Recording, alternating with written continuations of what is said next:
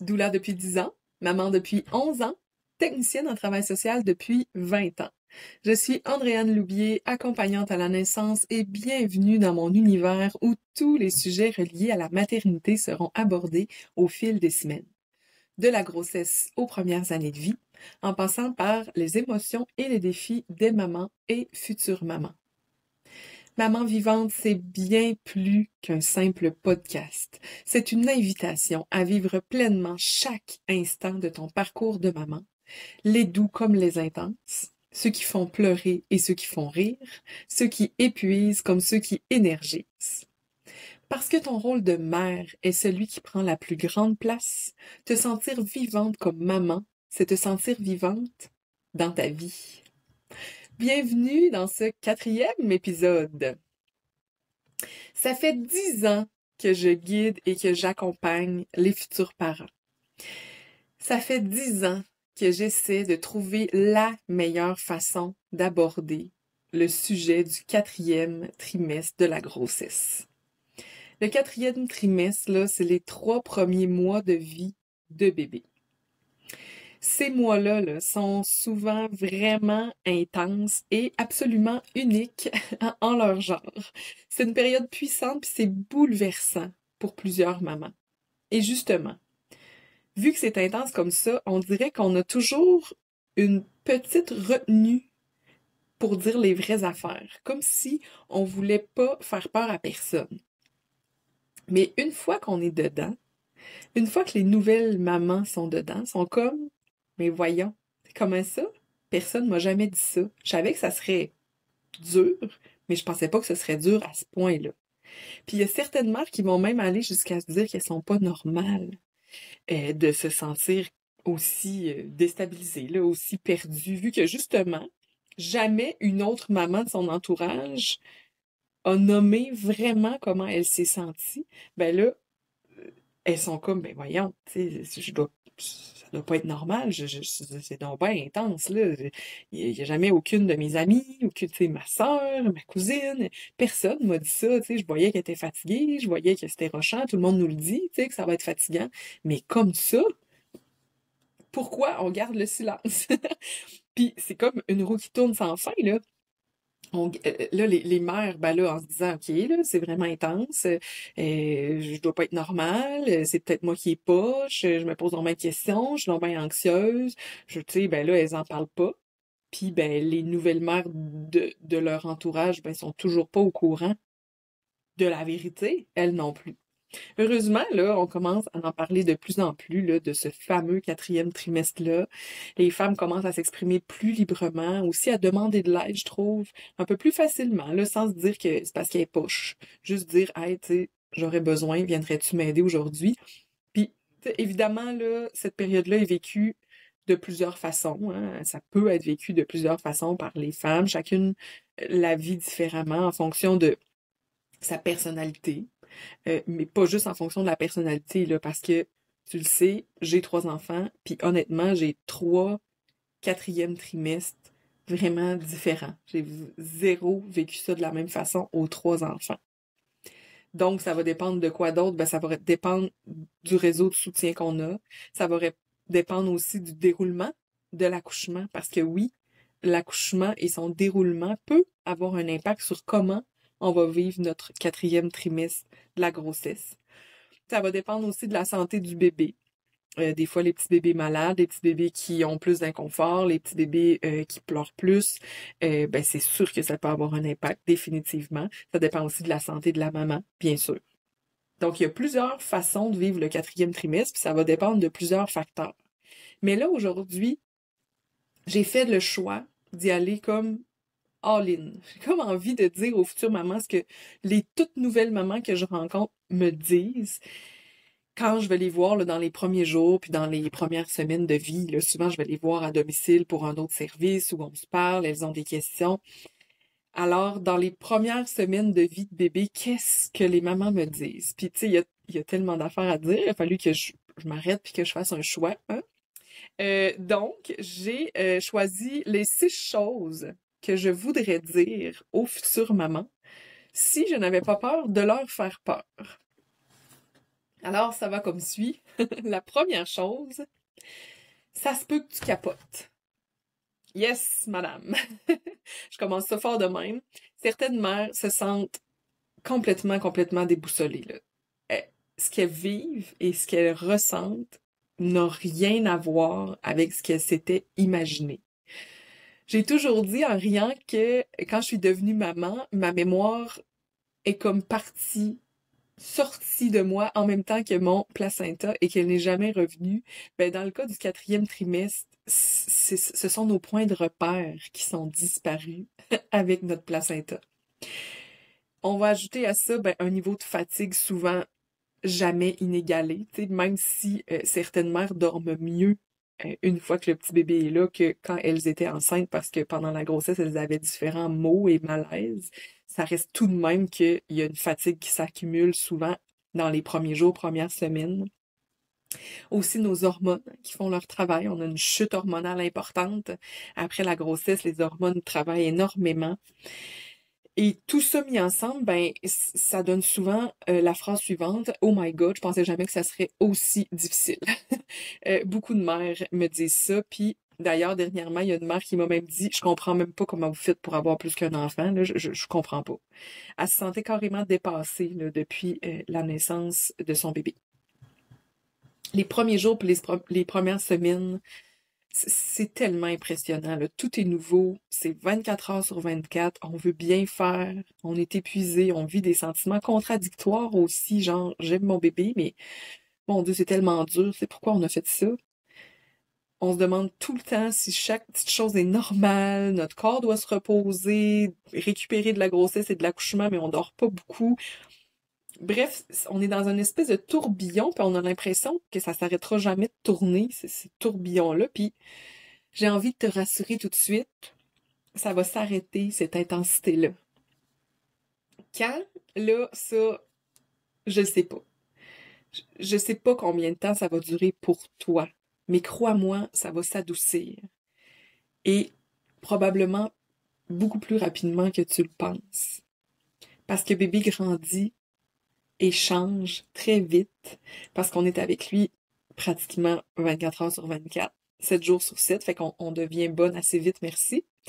Puis parce qu'il existe aussi plein de ressources pour les nouvelles mamans, puis que c'est possible d'avoir une belle tribu autour de toi pour vivre ces moments-là. D'ailleurs, je voulais te dire que j'offre un tout nouveau service super intéressant pour accompagner de très très près les nouvelles mamans, puis je vais t'en parler tantôt à la fin de l'épisode. J'ai bien hâte de présenter ça. Si tu me suis sur mes réseaux sociaux, je l'ai annoncé d'ailleurs sur Instagram et Facebook dernièrement, dépendamment à quel moment, bien sûr, t'écoutes cet épisode-là. Mais bref, c'est un beau service dont je suis bien fière. Puis là, avant de terminer le point numéro 1, j'ai envie d'ouvrir une parenthèse super importante ici. Si le sentiment d'être dépassé dure encore et encore, que tu pleures tous les jours, toutes les nuits même, pendant plusieurs semaines, écris-moi, OK? Ou tourne-toi vers ta doula, ou ton amie bienveillante, ou ta partenaire. Tourne-toi vers quelqu'un à qui tu peux dire les vraies affaires, puis qui ne dira pas seulement que ça va passer, là. Ça te prend une personne qui t'entend vraiment, puis qui va être là pour toi pour vrai. Reste pas seul si tu ressens de la détresse ou, chose très importante, si tu es capable de t'occuper de ton bébé, mais que tu ressens jamais de plaisir à le faire. T'es pas la seule, là, à qui ça arrive, puis c'est important de sonner la cloche rapidement quand on se sent comme ça. C'est ça. Je reprends mon souffle. C'est important pour moi, là, toute cette harmonie-là dans nos rôles, tout le sentiment de solitude, tout ça. J'ai tellement envie d'apporter une différence dans la vie des mamans, puis je te le dis, là, si t'as besoin, go. Puis même si tu penses que t'es pas sûr que t'as besoin, tu sais que c'est intense, fait que tu te dis, bah, tu sais, je demanderai pas d'aide, c'est normal, je suis dans le 4e trimestre, ça va passer. Oui, mais non. Je vais fermer la parenthèse, là, mais si ce que t'entends présentement, tu le lisais sur un article de blog, mettons, là, ce paragraphe-là serait écrit en rouge puis en gras, là, tu comprends? C'est vraiment, vraiment important. Si ta détresse perdure, si les pleurs perdurent, si tout ça c'est lourd pour toi, demande de l'aide. Attends pas. Attends surtout pas. Cela dit, dans les premiers jours, les premières semaines, ok, c'est normal là, de capoter un peu, puis peu importe que ça dure longtemps ou pas longtemps, hésite jamais là, à en parler. Prends cet espace-là. Ça fait tellement du bien d'être entendu et surtout, surtout, de se sentir comprise. Alors, numéro 2, ça se peut que ton histoire d'accouchement t'envahisse l'esprit pendant plusieurs jours, plusieurs semaines, et même, pour certaines mamans, ça va durer plusieurs mois. Même si tu as vécu ton accouchement de rêve, c'est fort possible que tu y penses vraiment, vraiment souvent, puis que ça prenne une grande place. Tu vas peut-être rêver à ton accouchement, avoir des flashs de certains moments, tu vas peut-être avoir envie de le raconter encore et encore. C'est comme si on avait besoin peut-être de digérer ce grand moment-là. Ça arrive vraiment à de nombreuses femmes, puis je vais te dire pourquoi. Ben parce qu'accoucher, c'est une autre affaire. C'est une autre affaire qui est bien, bien intense. Tu sais, c'est un moment où ta plus grande force et ta plus grande vulnérabilité vont comme se côtoyer dans la même minute, là. On passe de très fort, très vulnérable, très intense, très doux, et tout ça, ça se répète des fois pendant plusieurs heures. C'est complètement fou, là. Quand on y pense, on donne la vie. Puis ce grand moment-là, ben c'est sûr que peu importe comment il se passe, ben ça nous fait vivre plein d'émotions. Alors raconte-le, ton accouchement, plein de fois s'il faut. Écris-le, chante-le, dessine-le, danse-le, fais ce que tu veux, mais écoute-toi, puis garde-le pas en dedans si tu sens qu'il remonte toujours à la surface. Si ton histoire d'accouchement se pointe toujours le bout du nez, c'est qu'elle a besoin de sortir de toi, elle a besoin de sortir de ta tête, sortir de ton corps, sortir de ton cœur même. Puis c'est sûr qu'on n'oublie pas, mais ça s'adoucit tranquillement, tout ça. À qui tu pourrais le raconter? Qui autour de toi va être à l'écoute, avec empathie, avec respect, sans jugement, le cœur ouvert, puis sans aussi se comparer, sans dire quoi que ce soit dans le fond. On veut juste quelqu'un qui va pouvoir, pardon, t'entendre. On veut juste être entendu. Je vais te dire un petit secret. D'ailleurs, quoique mes proches sont au courant de mon secret, mais moi, dans mon auto, j'en règle bien, bien des affaires.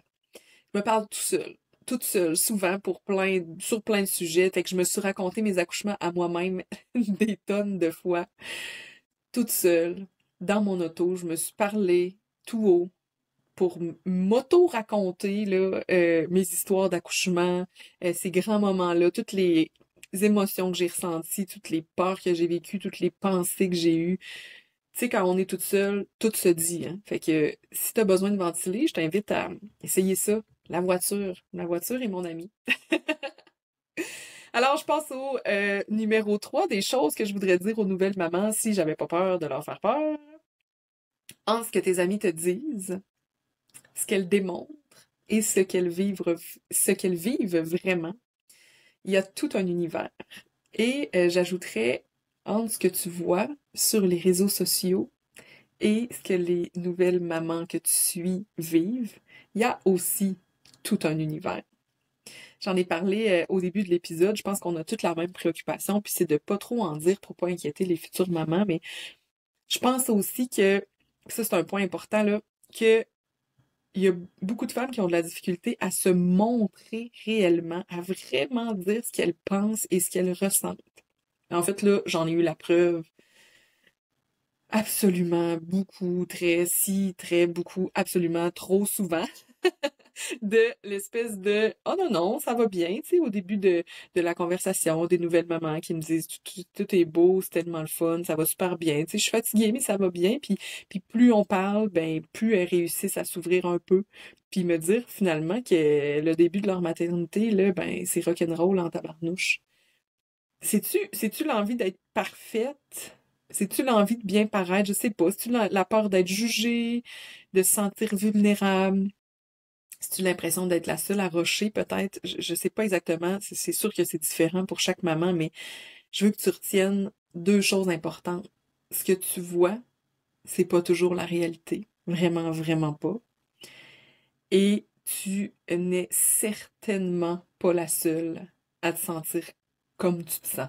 Crois-moi, je l'ai dit, ça arrive souvent, beaucoup, vraiment, tellement, tout le temps. C'est commun qu'on se sente comme ça, alors t'es pas toute seule. Et c'est maintenant l'heure du numéro 4. Tu vas te poser 10 000 questions, même si tu as de l'expérience avec les bébés. Puis je pense que je suis pas assez généreuse, honnêtement, là, avec mon 10 000 questions. On a toujours des doutes et des préoccupations sur tout. La peau de bébé, son cordon, sa respiration, c'est normal, ses pleurs, ses gaz, son sommeil, l'allaitement, les cacas, les rots, la meilleure façon de faire ci ou de faire ça, donner la suce ou pas, ajouter une couverture ou pas, le laisser dormir ou le réveiller pour le faire boire. Est-ce que là, il a envie de boire ou il a comme juste envie de téter? Est-ce qu'il y a trop chaud? Est-ce qu'il y a trop froid? Est-ce que telle ou telle affaire est normale? Est-ce qu'il y a mal quelque part, mon bébé? Puis, tu sais, j'en passe, là, puis je ris parce que on est toutes pareilles. Je suis doula, je suis mère de 3 enfants et je me suis posé ces questions-là à chaque bébé. À chaque bébé, je me suis demandé si c'était correct, si c'était normal, si c'était tout ça. Puis quand ils vieillissent, honnêtement, on a toujours des nouvelles questions, là. Tu sais, je me demande si ça s'arrête un jour. Honnêtement, il faudrait que je demande à ma mère.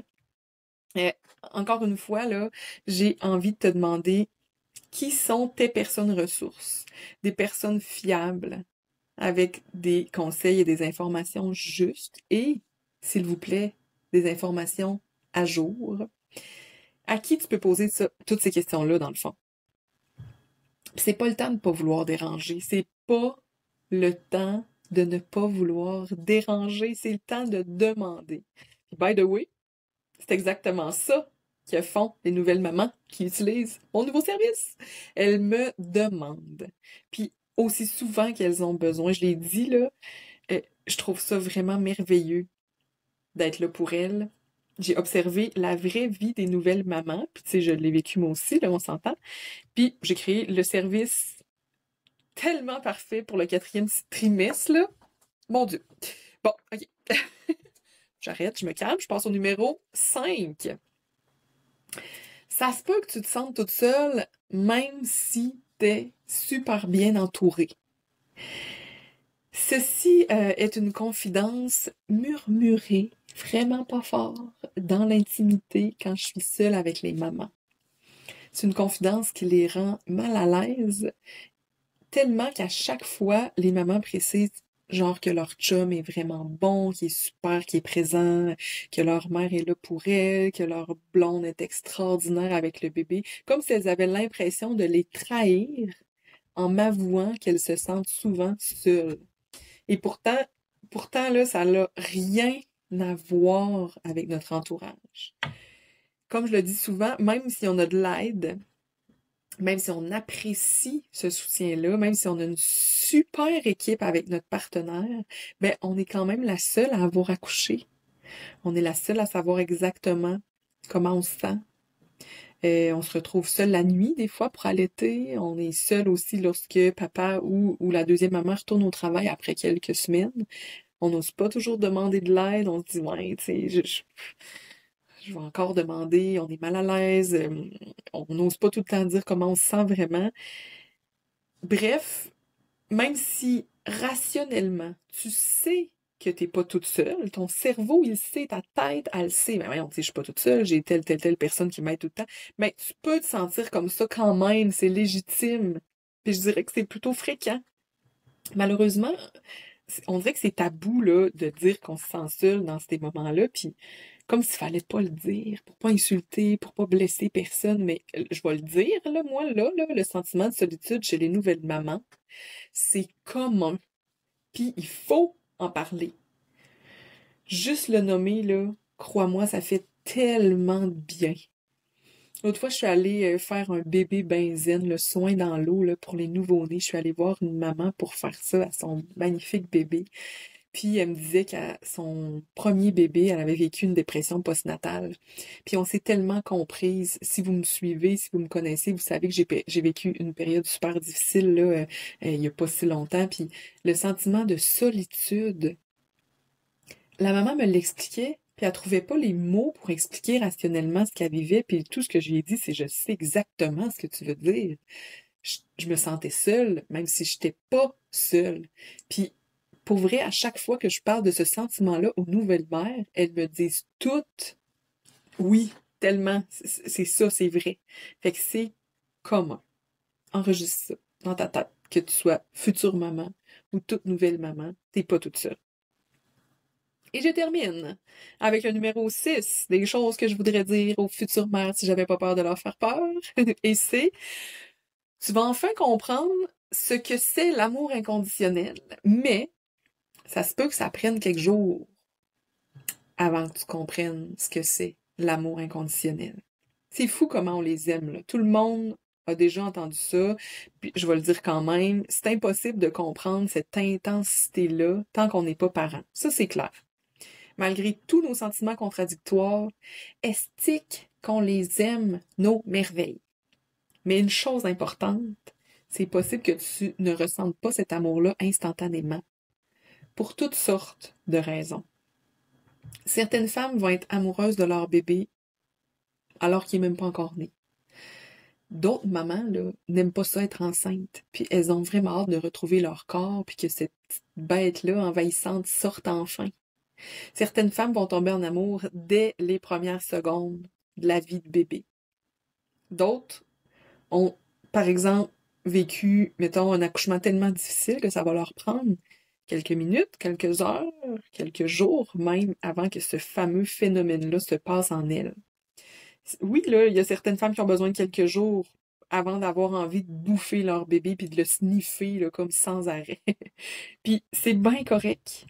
Dernièrement, il y a une maman qui m'a confié qu'elle elle ressentait pas cet amour-là qu'elle attendait de ressentir. Tu sais, elle avait comme une image, encore une fois, de ce que ça serait, tu sais, cet amour inconditionnel-là, cette bouffée d'amour qu'on décrit souvent. Puis elle a eu besoin de quelques semaines avant de se sentir totalement amoureuse de son bébé. Elle a eu besoin de temps pour créer un lien, pour s'attacher. Puis c'est avec beaucoup de douceur et surtout de non-jugement que je l'ai accompagnée là-dedans. Puis bien sûr que cet amour-là est arrivé. Ça a été long, mais c'est arrivé. Chacune de ces situations-là est correcte. C'est OK. C'est ton histoire, puis elle est parfaite. Et là, par contre, j'ouvre la même parenthèse que tantôt en gras et écrit en rouge si t'es inquiète parce que tu ressens pas vraiment cet amour-là, que tu vois le temps qui passe, puis que t'as juste comme pas vraiment envie de t'occuper de ton bébé. Si tu ressens de l'exaspération envers lui, que t'as juste hâte que quelqu'un d'autre le prenne puis qu'il s'en occupe, même que tu te sens indifférente. Des fois, c'est pas de l'exaspération, c'est de l'indifférence. Ben, je vais te redire la même affaire. Écris-moi, OK? Ou écris à une personne de confiance. Appelle quelqu'un qui va te recevoir sans jugement. Surtout quelqu'un qui va te recevoir sans banaliser. S'il te plaît, reste pas toute seule avec ça, même si t'es gênée, même si t'as honte, est-ce que t'as peur de le nommer, des fois aussi, la peur de le nommer, parce que quand on le nomme, ben ça devient vrai, hein, puis ça devient concret. Go! Garde pas ça pour toi, c'est important. C'est vraiment, vraiment important. Je ferme la parenthèse, mais je compte sur toi pour pas rester toute seule avec ça. Là, j'aurais probablement bien plus de choses à te dire si j'avais pas de limite de temps, mais je pense que chaque nouveau point que j'amènerais finirait par la même affaire, c'est-à-dire parle, exprime-toi, reste pas toute seule, je te dirais sûrement c'est qui tes ressources, demande de l'aide, pose tes questions. Je pense que peu importe, c'est comme ça que ça se terminerait. Et rappelle-toi que chaque fois que je vais voir ou que je parle à des nouvelles mamans, puis ça, là, ça arrive vraiment souvent, hein, c'est ça ma job, là, ça arrive presque à tous les jours, ben, elles ont toujours des questions sur plein d'affaires. Elles ont toujours besoin d'être entendues, sans exception. Puis être une maman vivante, c'est vivre cette grande aventure-là de la maternité en équipe, en connexion avec les autres, en connexion avec toi, puis c'est pour avoir du plaisir, pour te sentir épanoui le plus possible. Être une maman vivante, c'est certainement pas de rusher toute seule dans ton coin avec tes questions, puis ton sentiment de solitude, puis d'avoir envie d'avoir l'air parfaite. Puis là, je te dis enfin, c'est quoi mon nouveau service? Puis je suis comme contente d'être rendue là, enfin. Le nouveau service que j'ai choisi de créer, c'est un accès à moi pendant 28 jours. Ça m'a pris du temps comme ça fait un peu, ouais, comment dire, ça fait quand même longtemps que ça existe. Ça fait longtemps que je soutiens les mères en postnatal, dans le premier mois, le premier trimestre de la grossesse, tu sais, pratiquement depuis le début de ma pratique. Mais de dire, là, t'as accès à moi pendant 28 jours, j'ai comme eu de la misère à assumer ça. Je trouvais ça un peu prétentieux, mais non, c'est pas de la prétention, c'est 28 jours de soutien, c'est 28 jours d'écoute, de réponse à tes questions par texto, messages vocaux, Messenger. C'est comme un accès illimité à moi pendant 28 jours. C'est 28 jours pour adoucir tes premiers instants avec bébé, 28 jours de confiance, de présence, d'accueil, puis je capote sur ce service-là. Je pense que t'as bien compris, parce que je me sens vraiment proche des mamans qui ont déjà choisi de l'utiliser, tu sais, parce que comme je te disais, ça existe déjà. Puis, en fait, les couples que j'ai accompagnés depuis le début de ce magnifique travail-là que je fais, que j'ai accompagné pendant la naissance de leur bébé, ben ils ont accès à ce soutien-là, fait que je l'ai fait vraiment souvent, puis c'est tellement beau parce que ça me permet d'être présente pour vrai, quotidiennement, d'être là, sans jugement, avec douceur, dans le plaisir, dans les pleurs, dans n'importe quelle émotion qui se présente. Je suis là pour les mamans. J'ai le frisson. Je trouve ça magnifique. C'est un privilège qui me touche vraiment beaucoup, puis je sais que ça fait une différence. Tu sais, souvent quand je vais voir les mamans, elles savent même pas qu'elles ont toutes ces questions-là. Elles savent même pas qu'elles ont toutes ces préoccupations-là. Souvent, quand je repars, elles sont comme, hey, j'avais donc bien des, j'avais donc bien des affaires à dire. Tu sais, merci, ça a tellement fait du bien. Mon Dieu, je me sens tellement soulagée. C'est presque à chaque fois, elles ressentent un apaisement. Fait que je te dis ça parce que ce service-là, si tu peux te le permettre, si ça te parle, si ça t'appelle, go. Paye-toi ça, honnêtement. Même si tu te dis, bon, tu sais, ça va bien, j'ai pas tant de questions que ça, je te jure que t'as des questions de plus que tu penses. Puis des préoccupations de plus que tu penses. Puis que c'est quand qu'on a la ressource proche qu'on fait comme, ouais, je vais le demander, tu sais, je vais le demander à Andréane. Tu sais, quand je vais en visite, juste pour, mettons, encore une fois, un bébé ben zen, hein, parce que c'est souvent là que je vois les nouvelles mamans. Et c'est comme, ah oui, je peux-tu te demander en même temps telle affaire? Puis là, ah, hey, je veux pas abuser, là, mais tu peux-tu m'aider pour telle affaire? Ou penses-tu que? Puis elles en profitent, puis je vous invite vraiment à en profiter, vous aussi. Puis aussi, j'ai créé un petit guide inspirant pour les nouvelles mamans qui s'appelle Couche sale et sérénité maternelle. C'est gratuit, ce guide-là, puis tu peux le retrouver au www.andreanne.ca/guide.